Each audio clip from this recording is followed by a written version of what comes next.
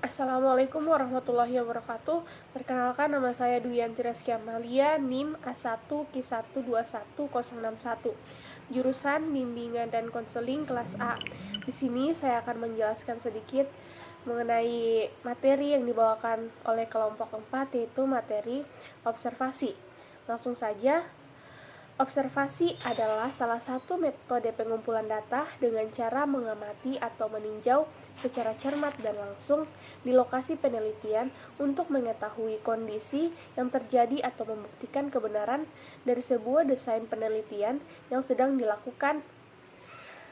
Sedangkan menurut Nawawi dan Martini, arti observasi adalah pengamatan sekaligus pencatatan secara urut yang terdiri dari unsur-unsur yang bermunculan dalam suatu fenomena-fenomena dalam objek penelitian.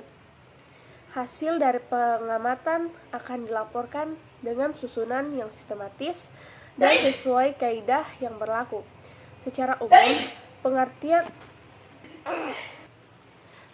umum, pengertian observasi adalah proses pengamatan dan pencatatan secara sistematis mengenai gejala-gejala yang diteliti. Dapat dikatakan juga bahwa observasi adalah salah satu metode pengumpulan data dengan mengamati atau meninjau secara cermat dan langsung di lokasi penelitian atau lapangan untuk mengetahui secara langsung kondisi yang terjadi atau untuk membuktikan kebenaran dari sebuah desain penelitian. Kegiatan observasi ini menjadi salah satu dari teknik pengumpulan data apabila sesuai dengan tujuan penelitian yang direncanakan dan dicatat secara sistematis, serta dapat dikontrol keadaannya atau reliabilitas dan kesahihannya atau validitasnya. Dalam penyusunan langkah-langkah pedoman observasi, terdapat beberapa cara, yaitu yang pertama, menentukan topik dan tujuan observasi. Yang kedua, memahami materi observasi. Yang ketiga, mengkaji subvariabel dan indikator-indikator observasi.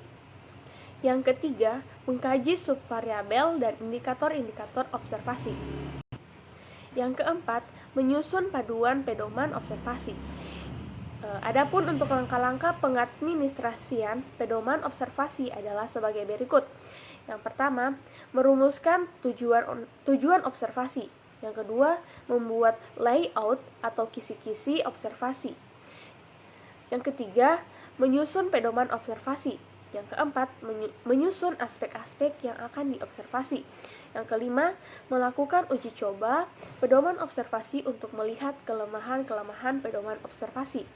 Yang keenam, merevisi pedoman observasi berdasarkan hasil uji coba. Yang ketujuh, melaksanakan observasi pada saat kegiatan berlangsung. Yang kedelapan, mengelola dan menafsirkan hasil observasi. Peran dan fungsi konselor. Peran konselor menurut ringkasan Goodnanto atau pendekatan konseling 2012. Dalam pendekatan teori ini, peran konselor adalah memfokuskan pada perasaan klien, kesadaran pada saat yang sedang berjalan, serta hambatan terhadap kesadaran. Menantang klien hingga mereka mau memanfaatkan indera mereka sepenuhnya dan berhubungan dengan pesan-pesan tubuh mereka. Menaruh perhatian pada bahasa tubuh klien sebagai bentuk nonverbal. Secara halus,